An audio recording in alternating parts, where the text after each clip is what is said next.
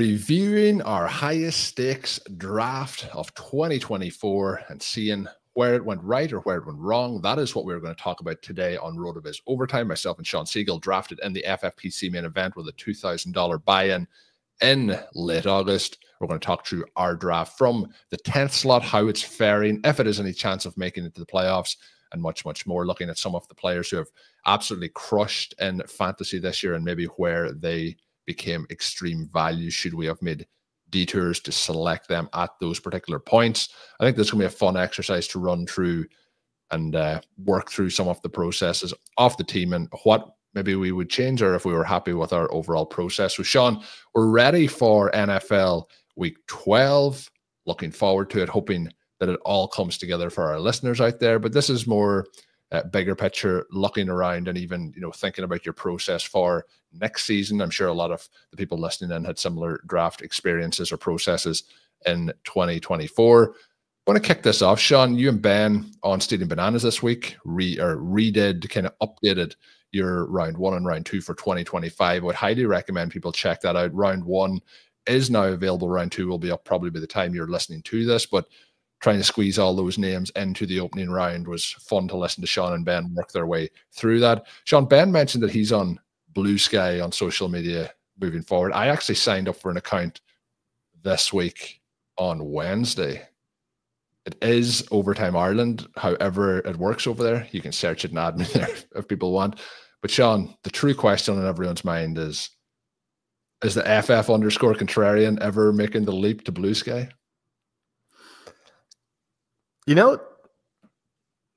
It might not be impossible. It's not at the top of my to-do list right now. I'm excited for the fantasy community that's growing over there. I know a lot of people are over there having a great time. I know that you and Ben were excited to hook up, follow each other, what have you. And that experience, I think that people are getting to have now, like the early days of Twitter, certainly something that listeners should get in on, and definitely follow Colm, follow Ben. Get in there for the conversation. It's going to be a lot of fun. And that exercise was a lot of fun as well. I probably made a big mistake. When you do those exercises, it's always interesting because what you're supposed to be doing, or what the concept is projecting what ADP is going to be. You do find yourself at times leaning into what you actually would want your own pick to be, or what you think the pick should be. I may have made a mistake at the 103, if that intrigues anybody. I do think that the name there is in the mix. Probably will go closer to 108, 109. The first round in 2025, at least right now, it's going to be loaded. That's going to be fun. And Colm, that kind of leads into what we're going to do today, which is to look at our main event draft. And one of the reasons to do these postmortems is to go through and try and objectively or honestly look at where you believe you were right, where you believe you were wrong, what you would do differently, and kind of differentiating between mistakes and things that you would basically do again, even if they didn't work out. So that'll be what we're working through today. And one of the things that happened in this draft is that we drew the 110 in a draft that we thought, in a season that we thought there were 9 first-round picks. And so that part was a little bit frustrating. The first and second-round picks actually worked out pretty nicely for us. But before we get into that, I do want to note that this league has been, like a lot of my leagues, certainly not all of them. Some of them have runaway winners. But this league has been very balanced. The teams that drafted immediately before us in 8 and 9 are the 2 highest scorers. And then there are about 5 other teams that are clustered together in that next pack. Now, unfortunately for us, the teams that are first and second in record are a little bit lower down in scoring, which means that even if we finish in the top 4 scoring-wise, which we have the potential to do with a good week, we may not make it. So we actually have to root to score points, and at the same time, we need a couple of other teams to lose to open things up. Those things are possible. If you need 2 teams to lose, that's harder than needing one or just controlling your own destiny. But things like that happen all the time. We're pretty excited about this team. Let's see how we draft it. Yeah, so we'll go through the team, and then maybe we'll even talk about some of the recent players people will know by listening and where points may have been lost on some. There's a lot of points left on the board for this team, Shawn, but you mentioned kind of the scenario, and it is interesting as I have shared the board here for people watching over on YouTube. If you look through those two teams that Shawn mentioned, even the opening rounds for Team 8 and Team 9, looking straight, Shawn, just to the green players. So we're looking at the running backs. Team 8 has Derrick Henry. Obviously, for people who have drafted Derrick Henry in their teams this year, massive player for success this season. But the team drafting out of 9 is a team with Josh Jacobs, Joe Mixon, and Alvin Kamara, all players who have had big weeks throughout the season at different particular points. So there's when we look at the conversation that we kind of could tend to have between the running back success in 2024, those teams that are putting up the points are clearly being helped from that, but they also have strong roster builds. Our team, Shawn, though, you mentioned missing out on, which we kind of had a tier of 9 players in the first round. That was Garrett Wilson taking 1 pick before us, Jamar Chase 2 picks before us, and that left us with a decision to make. We were hoping that we would have got Garrett Wilson there. For people who listen back to this draft, they'll know that we were quite disappointed that that wasn't the case, but we get Trey McBride as our tight end 1. Then we get Jamar Gibbs in that second round, Jaylen Waddle in the third, Nico Collins, Xavier Worthy, Brock Bowers, CJ Stroud, Chase Brown, Javonte Williams, Jordan Addison, Devontae Wicks, Braylon Allen, Jaleel McLaughlin, Marshawn Lloyd, Marvin Mims, Roshan Johnson, Jalen McMillan, Jalen Tolbert, Jake Elliott, and then the Green Bay Packers defense. The defense and kicker, Shawn, from this draft was one we were having that early look at in week 1 based on the scheduling, where you could change them out before the Sunday slate if you wanted. The Packers playing the Eagles in week 1. So we'll talk through it, Shawn. I think when we look back at some of the pivot points, it'll be interesting too, but Brock Bowers obviously having his big week this past week, hoping for more of that coming forward. Lots of points obviously been left on the board at times between, we'll leave the blame between both Worthy and Mahomes. And then Nico Collins obviously missing a huge chunk of the season after he had started so strong, then has that touchdown taken away this past week, which is unfortunate. Would have helped us in that point scenario. But Jaylen Waddle, a lot of his season disrupted. And to be honest, a lot of his season, even with Tua, has not been anywhere near the level that we would have expected or hoped.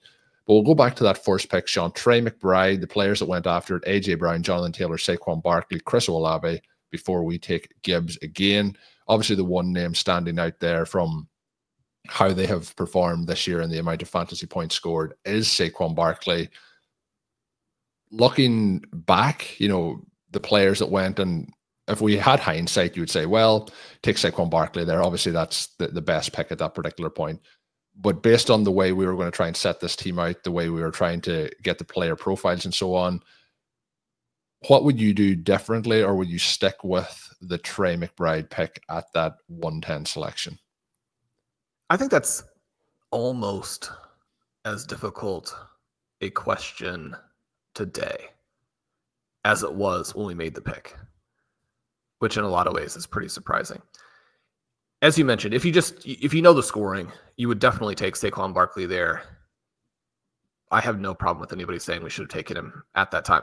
He was not really someone we were considering, and the high value touch reasoning for that has more or less played out. And so I think if you're going to draft on the idea that someone is going to break a huge number of long runs,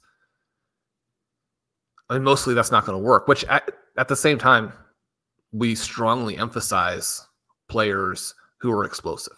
So people who drafted Barkley did a fantastic job. The team there at the turn that has Jonathan Taylor and Saquon Barkley is one of the ones that is in good position on record. So they're doing nicely with that. I think that probably the pick at that spot is Jahmyr Gibbs, who came back to us. And so we got fairly lucky there. One of the things that we knew we wanted to do with McBride was to select him as opposed to Travis Kelce, who went second, as opposed to Sam Laporta, who went third. Laporta obviously normally going first. McBride's ADP around this time period would have been about at our second round pick.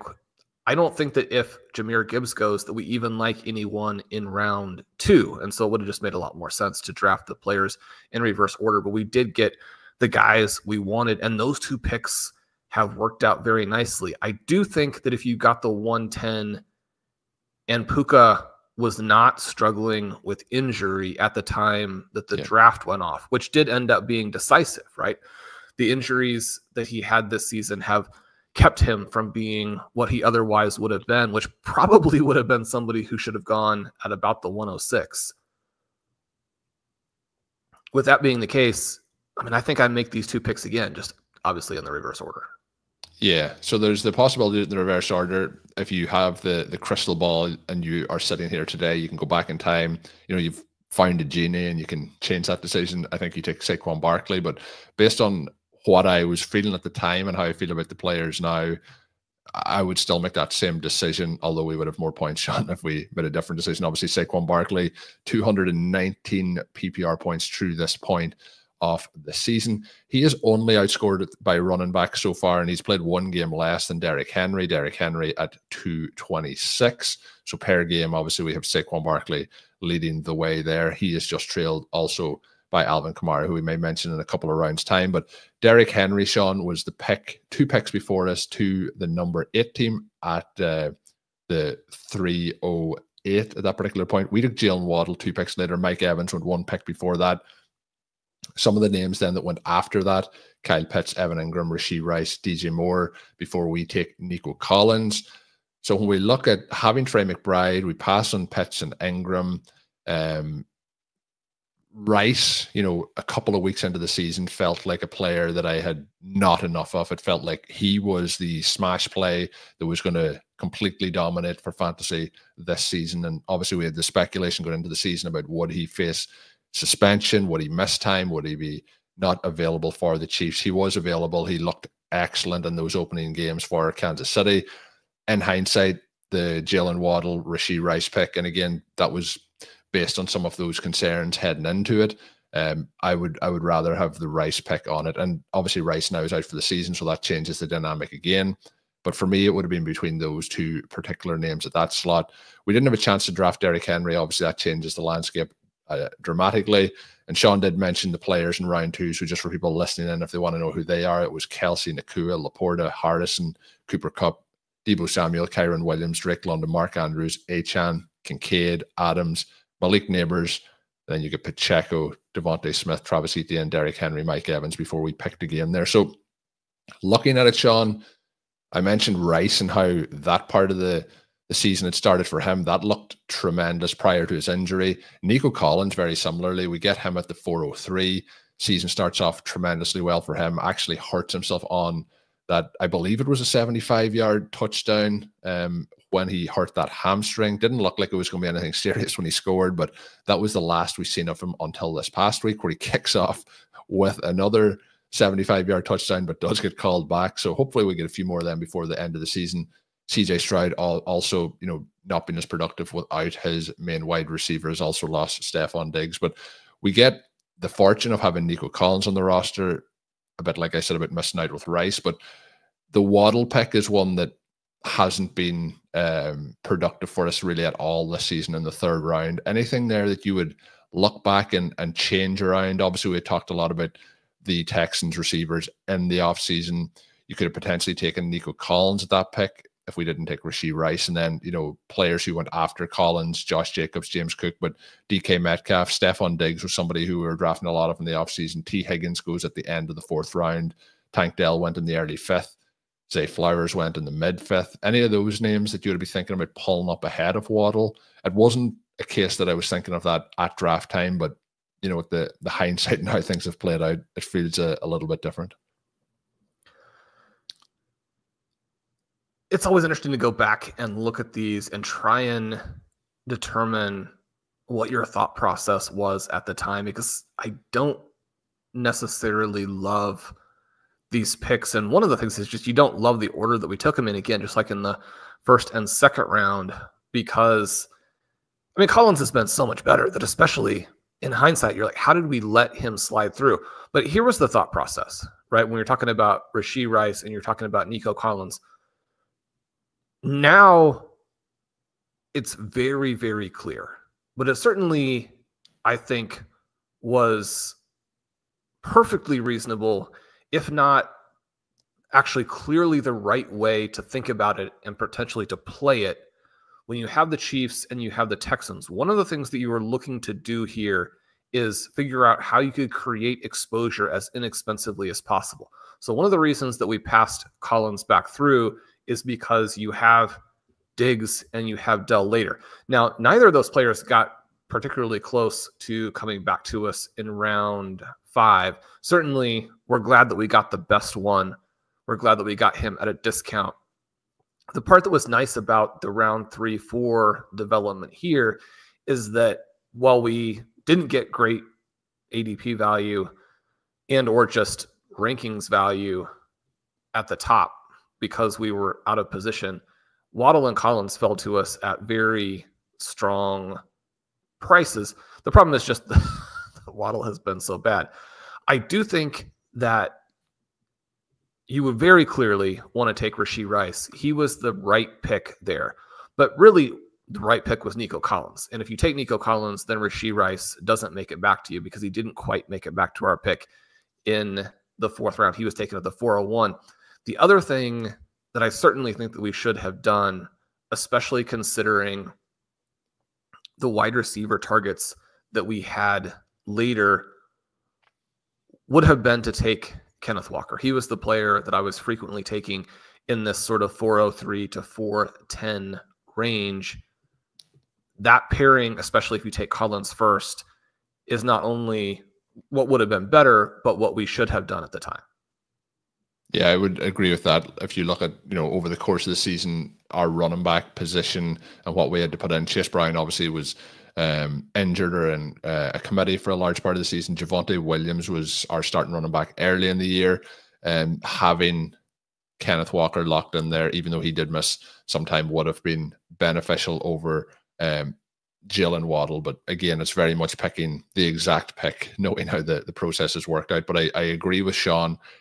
Even at the time, I think maybe that we had Gibbs, we wanted to try and add in our wide receivers at that particular point to kind of balance out the rest of the build. But in hindsight, that would have been nice to have him in there. Players who went after Collins, Josh Jacobs, James Cook, then DK Metcalf, Diggs. I've mentioned these already, but we get down to Walker, Pittman, Ayuk, who unfortunately is out for the rest of the year, Josh Allen, T. Higgins, Amari Cooper, George Kittle, Rashad White, Tank Dell, Jake Ferguson, Jalen Hurts, Zay Flowers, Patrick Mahomes. Then Joe Mixon went 1 pick prior to our selection of Xavier Worthy.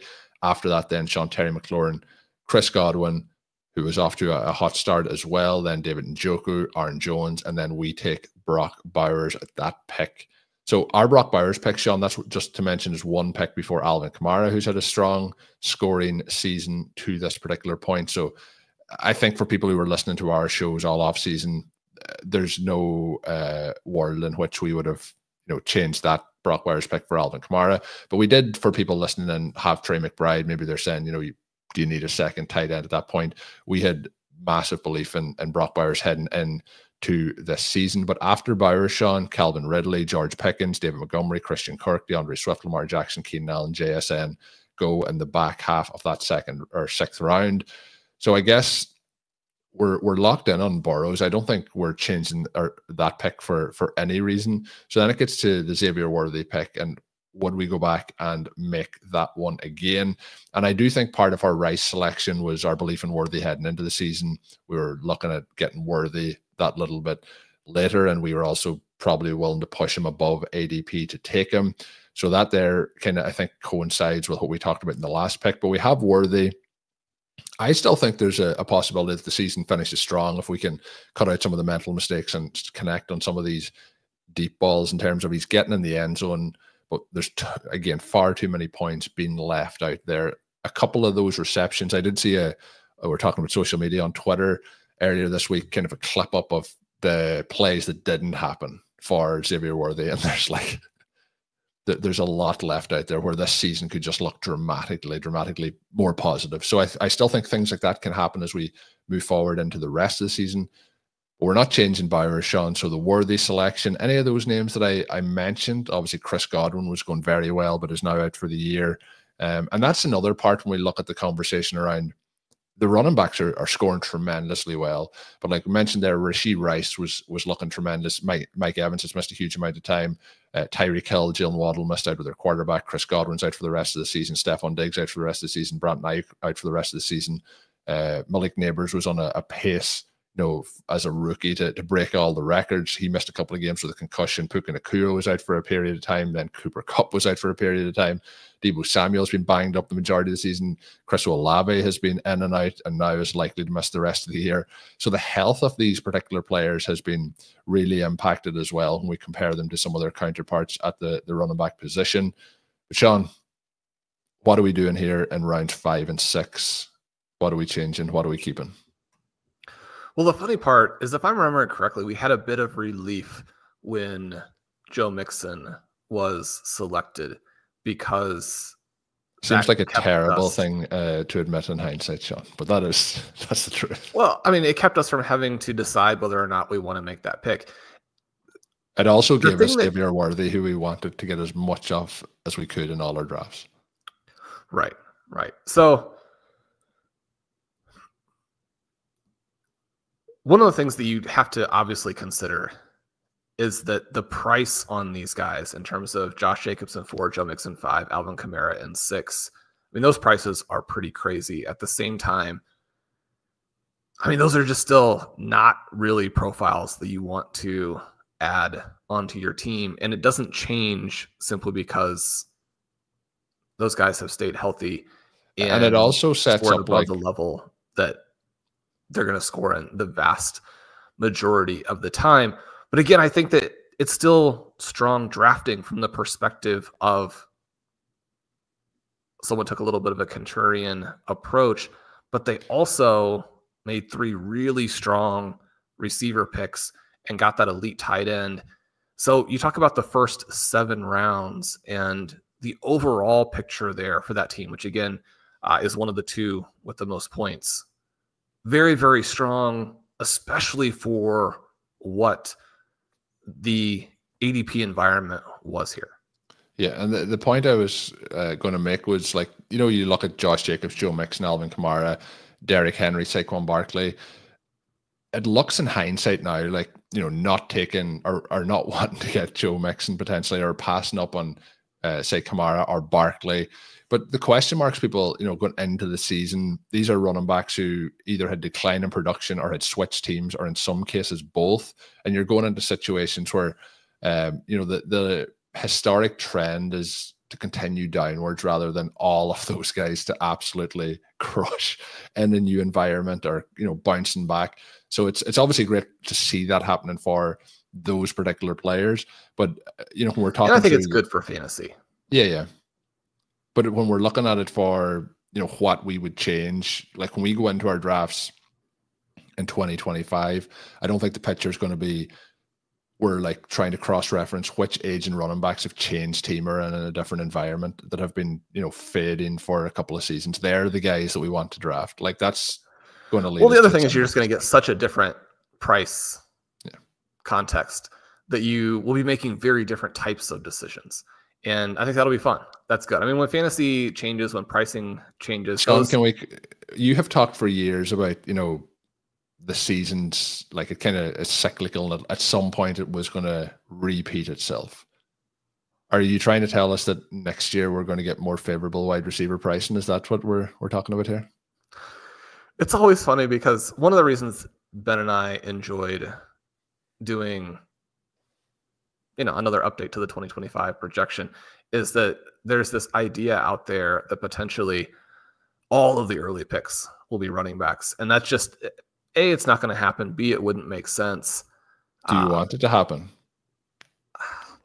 It would be fun. I mean, it's always fun when you get crazy ADP environments. I mean, I've talked on the show about, especially from specific draft slots, and especially with the conviction in players like JSN and Jaden Reed and Jordan Addison, Jerry Jeudy, Jameson Williams, that I did feel like I had to go RB heavy with the players that I liked, and guys like a Kyron Williams, an Achane, a Kenneth Walker, get those names onto the rosters. And the way that the season has developed, I mean, you could have picked basically anybody and it would have worked.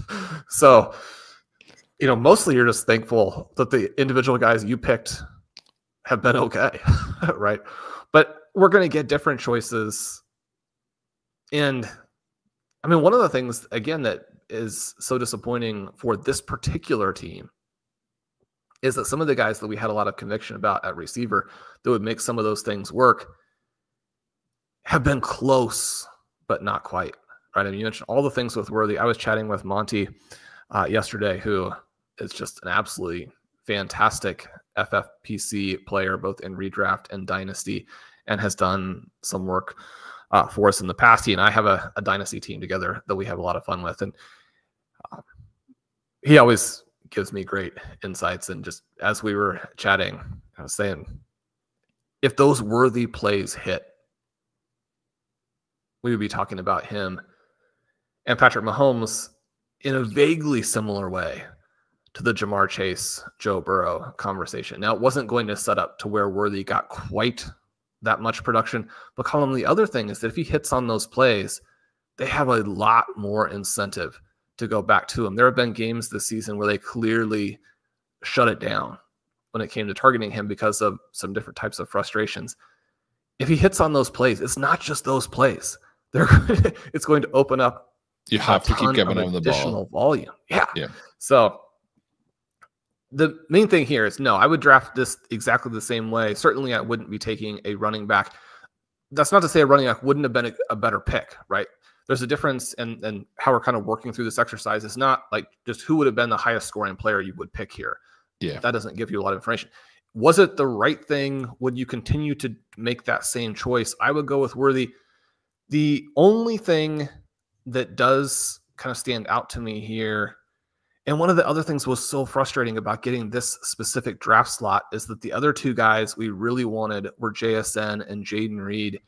And you knew based on ADP that neither of them was going to come back. Yeah. And I mean, certainly I think you could make a strong case for just simply taking either player ahead of Worthy, and not just making the case in retrospect, but making the case at the time. One of the reasons that you would take Worthy is simply because those players were cheaper. So if you were doing a variety of drafts, when you had a pick, in the 2, 3, 4 range, you could pick them back of 6, beginning of 7. The heartbreaking thing that happened in this draft column is that Jayden Reed fell, and then he was taken one pick ahead of us. Yeah, so at the 709, one of those teams that we mentioned, actually the team with the Jacobs, Mixon, Kamara trio of running backs, that was where Jayden Reed went one pick before us. But I do remember in this draft particularly, Shawn, we had drafted Nico Collins, as we touched on already, in the 4th. Somebody else who fell a dramatic amount in this draft was CJ Stroud. So I remember at the time being, quite positive that he had fallen so much at that particular point to the QB 7 at the 710, and it allowed us to have that stack of Collins and Stroud, which was functioning quite positively in those early weeks of the season before the injury. Jayden Reed would have been the wide receiver pick there. One spot after that was Christian Watson. So the two Packers going very, very close there. They were much more separated generally in drafts. Reed usually going at that 6-7 turn. JSN, Shawn, would have been one of the names we were hoping that may have snuck his way back around. He goes at the 6-12. But then Tyjae Spears, Jameson Williams, Najee Harris. We take Chase Brown. After the Chase Brown pick, some of the players that went: Jordan Love, Tony Pollard, Kyler Murray, Hollywood Brown, obviously missed the entire season. Jonathan Brooks, who is on his way back at this point of the season. We thought he'd be back sooner than this. Pat Firemouth, Lad McConkey, Keon Coleman, Jaden Daniels, I think. And I will actually mention into this one too, because where we take Chase Brown, before it gets back to us in the next round, Brian Thomas is selected at the 902. So he had a very hot start to the season. Shawn, again, looking through this, we take CJ Stroud, Jayden Reed went, leads to like best player on the board at that point was CJ Stroud. The name, if we're looking at players that we were really trying to target, would have been Jameson Williams. We were also interested in Tyjae Spears in the offseason. So the decision here is knowing that we had Collins and, thinking through the stacks. And I know that's something that is not always a priority focus for you in a draft like this. Jameson Williams, is that the player maybe that you change here for either Brown or for Stroud? Obviously, the Brown picture has changed a lot in the last 2 weeks because he now has a huge chunk of that work in the backfield and is putting up good fantasy numbers. So at this here 7-8 turn, what are we thinking about in hindsight?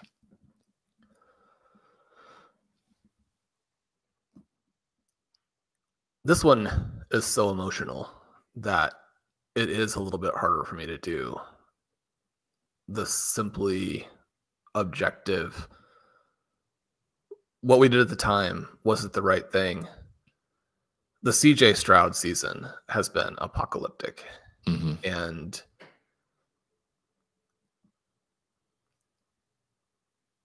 I mean, I feel like that was basically, I mean, the biggest mistake in terms of analysis this offseason, which one of the things I'm still kind of working through, is how much was a mistake and how much was simply some bad luck in terms of just how bad Javonte Williams has turned out to be.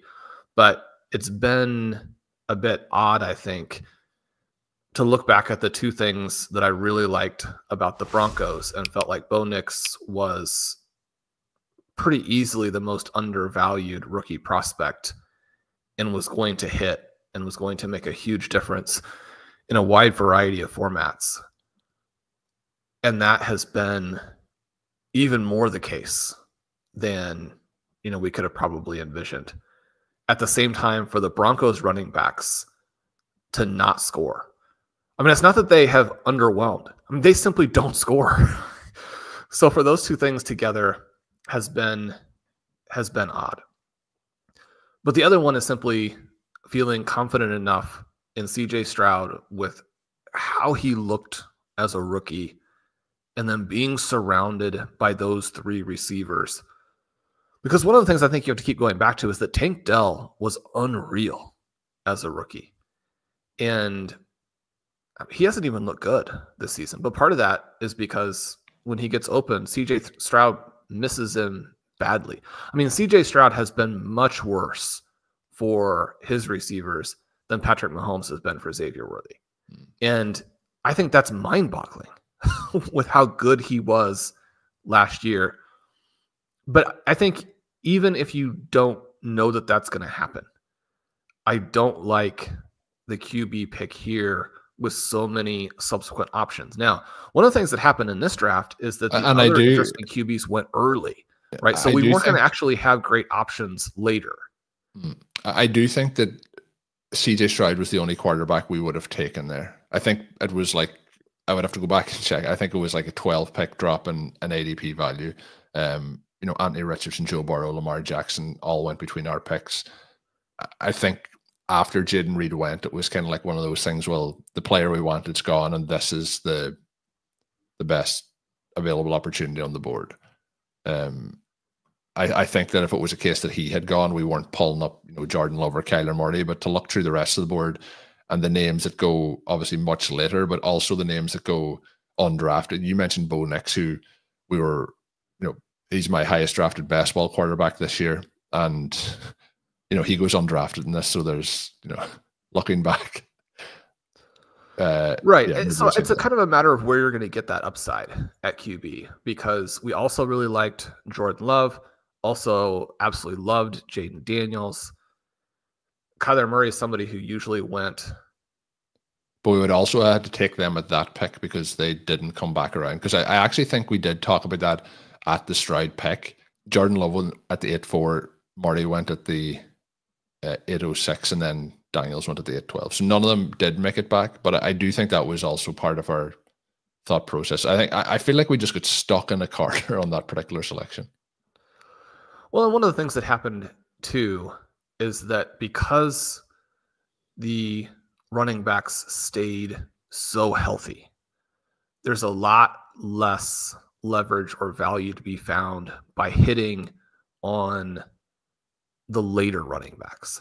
But one of the reasons that you don't simply say, okay, well, let's just wait and take a Brock Purdy or a Jared Goff is because you do have interesting names in that area and you're looking to address the running back position and get some depth.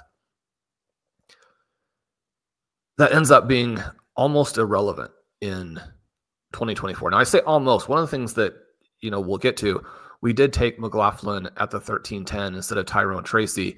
Yeah. That's a little bit of a unusual selection for my teams, at least from the perspective of portfolio. And again, you always go back and forth between making the best pick and getting a little bit of a value on a pick that you also like in order to diversify. Tracy is one of my most rostered players. He might be the most rostered player. Colm, if we had him on this roster, we would have made the playoffs. And so you're like, diversification there killed us. Right. He's the one player when we look through it, and we're going to keep going through the rest of them, but he's the player who I think goes one pick after we took McLaughlin, and he changes the team drastically without really altering our approach as to what we wanted to do with it. And hindsight, we were obviously, you mentioned the Broncos, Javonte Williams, and how the Broncos running backs would score. For most teams, Shawn, I don't want to have two running backs from the same roster, but the Broncos were one team this year that I was willing to do that for, based on how I felt Sean Payton's running backs have scored historically. So we do take him. The Tyrone Tracy would have changed a lot. The one thing with Tracy there was, again, going back to the offseason, had the injury. People remember the reports, it seemed like his season was over, and then obviously he was back and healthy as the season began. But that pick, out of all the picks on this board, I think without changing our philosophy, changes the outcome of the roster. And so we keep getting back to this pick of CJ Stroud. Was it the right pick at the time? You mentioned that Jameson Williams went in the interim. The interesting thing about that is that even though he goes at the 801, his ADP is late 9. So I actually thought that we were going to have a shot to select him where we took Javonte Williams. So I don't think it would have made sense to pick him. The name that actually fell all the way to the 902, but would have been more appropriate in this range, was Brian Thomas. I do actually think that Brian Thomas was probably the right pick, not just in retrospect, but at the time. Yeah, and I think that, again, looking back through it, I think that is fair. The positive of doing this, and I had been looking at this roster a couple of weeks back, and I felt like a lot of the process, a lot of the decision would stick with it. But as we work through it, I would stick with a lot of it. There's a couple of things like that I would have changed it with that hindsight added in. Shawn, to run through the back half. Chase Brown is a pick that I would make 100 times out of 100. And again, if you don't have everybody else healthy at running back, his production would stand out even more. He was the highest drafted player that I had. And what we've seen the last 3 weeks is why. It's frustrating that it took him a long time to get there. Some of what he's doing now is volume-based, as it is for a variety of other running backs. But, Colm, I do think that is our best pick. And certainly very enthusiastic about that one. Yeah, it's going to be strong rest of season. So after that, Shawn, the players drafted Javonte Williams, Jordan Addison, Dontavian Wicks, Braylon Allen, who had a strong start to the year, Jaylen McLaughlin. Then we had Marshawn Lloyd, who unfortunately has been injured with a multitude of different injuries throughout the whole season. And then looked like he was going to be back and active, but had appendicitis. So has had a kind of injury-plagued and slightly cursed rookie year. Marvin Mims, who has started to show some stuff in recent weeks. Roschon Johnson, Jalen McMillan, who is not showing a lot, even with all the injuries. Jalen Tolbert, who has flashed. So looking at those players, Shawn, is there any of them, like the one stands out again for me is we take Braylon Allen, Bucky Irving, who was one of your, and these, again, when you're like looking through these names, we're drafting them all, but it's on this specific roster. Which player do you take? Bucky Irving goes 2 picks later. Sandwiched in between those two names, Shawn, Ezekiel Elliott. So a lot of differences in that particular trio. But that one and having Bucky Irving at that particular slot would have been preferential as the season has developed. The next round was Tyrone Tracy. So if we had, Bucky, Irving, Tyrone, Tracy versus Braylon Allen, Jaylen McLaughlin, a lot more fantasy scoring. I did mention not getting anything at all from Marshawn Lloyd. After him, it was the Jets defense, Jahan Dodson, who then got traded. We had Jalen Polk, Brandon Aubrey. I guess Aubrey's probably the selection there, Shawn, but Jared Goff, Chuka Okonkwo. We get Antonio Gibson, then Josh Downs. So we took Marshawn Lloyd. Josh Downs probably is the best pick if you don't go for a kicker in Aubrey at that particular point. But when you're looking through the names here, Shawn, of the later picks, any of the names that are, obviously high scorers that you think that we passed on that should have been a different selection, or does it really stand out to you mainly as those particular running backs? We did take Wicks, and there was some strong weeks there. Jerry Jeudy, who had a big week this past week, went one pick after him. But looking through it, Shawn, what are we changing up here in these later rounds? Yeah, I'm pretty comfortable with these selections. I mean, I think even at the time, Jordan Addison was a better pick in round 9. I think that he's been a so close kind of play as well. But I definitely think he should have been drafted 2 or 3 rounds earlier, even if you look at the scoring and say, the scoring kind of justifies where he has gone. Yeah, my question for you, and certainly if you know for sure that Deshaun Watson is going to eventually be benched, which, I mean, a lot of our $35 Superflex FFPC Best Ball teams are drafted kind of with that premise. So we felt like it was a possibility. I mean, I do think you have to take Jeudy there, but in part, this draft column, it's heartbreaking in some ways because it does actually illustrate where multiple times we kind of went off of the pick that I usually made. And so my question for you, as you remember it, did we pass on Jeudy because of portfolio balance? Did we pass on Bucky Irving for portfolio balance? I mean, the Tracy one, I understand, even though I wish it had been different. But the Jeudy, Tracy one was Irving, the opposite Tracy, I mean, Jeudy, Irving, and Tracy are like the 3 highest rostered players that I have from this range by far. They were there for us in all 3 of these rounds. We didn't take any of the 3, and certainly that would wipe out the margin that we have not won this league by. Yeah, the Jeudy one was from that side. I can say that the Jaylen McLaughlin one, Shawn, I drafted far too much of both of the Broncos running backs this offseason, and McLaughlin was in the top 10 anyway. I think he may even been close to the top 5. So that has not worked out from that position.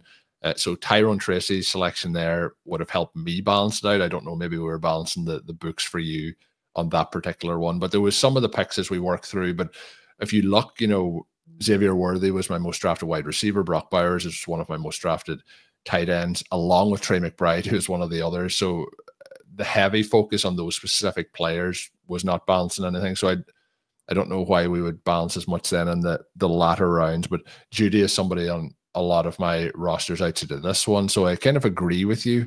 I'd have to listen back to the tape, as they would say, and review what was the cause there. But there probably is some diversification. Allen was going ahead of Irving, if I remember correctly off the top of my head. Maybe there's some of it like you take one, hope that one gets back to you, for example. But I had the ADP pulled up for a time frame that would have been in the general range, maybe a little bit later than we drafted.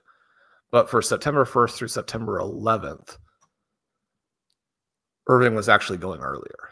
Okay. And so that was the other part that surprised me a little bit there.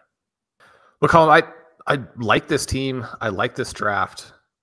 The late round picks basically didn't hit, other than a few decent weeks from Jalen Tolbert, but that is more or less to be expected. It would have been great to filter in some Tucker Kraft late. He was basically free.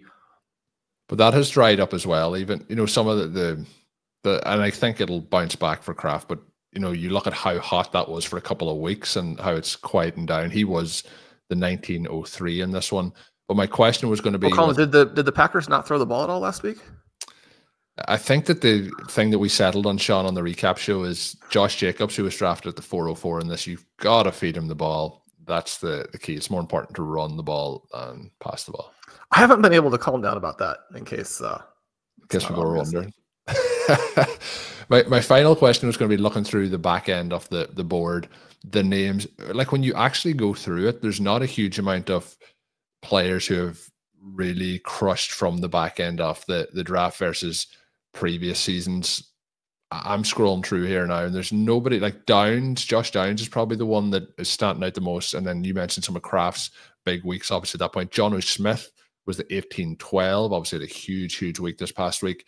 But looking through the overall board, Shawn, there's nobody really truly. It's probably Downs and then Tyrone Tracy at the 1311 and the 1411, where I see players who have truly delivered way above that. The other one maybe is Baker Mayfield at the 1709. Any name standing out that you're like, yeah, that would help as well? I feel like there's not a huge amount of those in those last 5 rounds in 2024 drafts. Downs has been someone that I'm also kind of working through what the right approach was. The concern, obviously, is that they have a variety of good receivers. So you can't count on the small volume of targets that exist in an Anthony Richardson passing attack being funneled specifically to Downs. And then you know that Anthony Richardson has the risk of being so inaccurate that he gets benched, which is what happened. The flip side of that is that, Colm, we took some flack on YouTube last year for saying that Josh Downs was basically Zay Flowers, if not better, just cheaper. And Shawn, I don't think you get flack on YouTube. Does that happen? I have no idea.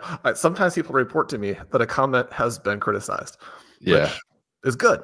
It's good. People should, it's better when it turns out to be that you were also correct. And that... Yeah, I mean, you mentioned the ones later on where your own comment was the one that was right. I mean, Josh Downs basically is Zay Flowers, maybe better. And so at a certain point in the draft, it doesn't matter how bad the context is for the passing game. If you get a guy who, like in any other quarterback or with any other quarterback, would be drafted in round 4, in round 14, you cannot be passing on him. So and people are going to tell us, Shawn, we should not be forgetting the 1912 here, who we had to pass on for Jake Elliott because we had to draft a kicker and a defense. Quentin Johnson. There's life in that body yet. You've liked Quentin Johnston, and every week it looks like a fluke, and every week he scores a long touchdown. It's interesting that Quentin Johnson in this, Shawn, as you say, somebody I like. Quentin Johnson also beside the ghost of Greg Dulcich at the 1911. So yeah, we did. They don't all work out. As you say with the YouTube comments, Quentin Johnson, I'll take the positives on. I have to take the L on Greg Dulcich as well. But the other two kind of interesting names here that are not drafted at all: Bo Nix and Drake May. We've already sort of discussed Nix. He's now well up the list in fantasy QB scoring, and certainly you weren't going to play him those first 2 weeks. If you remove them from the equation, he's scoring very, very well. Colm, the player we actually have on our roster is May, and that is our starter now instead of the player we drafted in round 7. You want your thinking about the QB position to, and just all of it. I mean, you want your thinking to remain fluid, right? You want to be open to new information. QB is interesting and tough because I do think that you're going to get some huge scores. I did really like Lamar Jackson this year. The question is always, where are you going to pick him? the way that you would pick him in this draft is just simply to move your guys up, not have Jaylen, Waddle, and then pick him in round 6 because you've already taken Brock Bowers. So to have liked Lamar Jackson and have 0 exposure because it didn't feel like the right way to approach it. I mean, this draft, we got Stroud just a single round after Lamar Jackson. That amount of value save is basically nothing. And then the actual scoring levels are so different. The reason that I am frustrated about CJ Stroud is that I guess I do think that 2024, I mean, most people are going to focus on the running back scoring, and that's obviously been the big story. The other thing that I think is just crucial to keep taking from it, even though it's certainly been the direction that fantasy is going for a long time. When you watch that game, that Packers game, and you're just like, you just can't draft any of these passing quarterbacks. Yeah, you're going to occasionally get lucky with hitting on Joe Burrow when the Bengals aren't terrible. And I mean, that's been fun because quite a few of my teams have Joe Burrow and those teams are doing well with him. But I mean, the Patrick Mahomes pick has been cataclysmic. The Stroud pick has been awful. The Love pick has ended up very frustrating because of things like the injury. You see what Kyler Murray is doing, even though he's not playing particularly well or hasn't until what I thought was a very impressive performance in week 11. Jalen Hurts at this point can barely pass the ball at all. I mean, he's killing A.J. Brown and Devontae Smith. But if you're the goal line back on your team, then you're very valuable. No, Josh Allen has not, destroyed the world either. You look at, again, the week 3 through the current time period, he's barely ahead of Bo Nix, who wasn't drafted. So I don't think it's something as straightforward as saying, just take Jalen Hurts or Josh Allen or Lamar Jackson and forget everybody else. But we have to be very careful with taking the pass-oriented QBs as the league continues to move in a direction where passing is difficult. Yeah, it's going to be interesting. Again, we kind of started with it, but where the draft boards and the ADP set up next season with the running backs and their success this year, also the quarterbacks, as you mentioned, how does that affect where they go? And then, we have seen a lot of people, or a lot of tight ends struggle through injuries, performance, situation. Will that affect that position also? So there's, I think, a very changing of the landscape going to happen here over the next 12 months, which will be fun to dive into and react to. But that is going to do it for this episode of RotoViz Overtime. Hopefully you've enjoyed listening to myself and Shawn's thoughts on some of the changes this offseason to our opinions on some of these players, but also our process from the offseason and how that is playing into some of the results of 2024. We do have a 3-month offer up on rotoviz.com. If you want to check that out to get yourself set up for the end of the season and into draft season, that is available over there in the subscription tab. You can also get yourself a 10% discount off a 1-year RotoViz NFL pass with the code RBRadio2024 at checkout. My name is Colm Kelly. As I mentioned at the start, you can follow me on BlueSky or on Twitter if you wish. Both of those under the reference Overtime Ireland. You can check out all of Shawn's work up on rotoviz.com until we eventually get him to jump over onto BlueSky, which I can safely say is never going to happen. So please don't get your hopes too high up. But that is going to do it for this episode. Good luck in week 12. And until we are back, have a good one.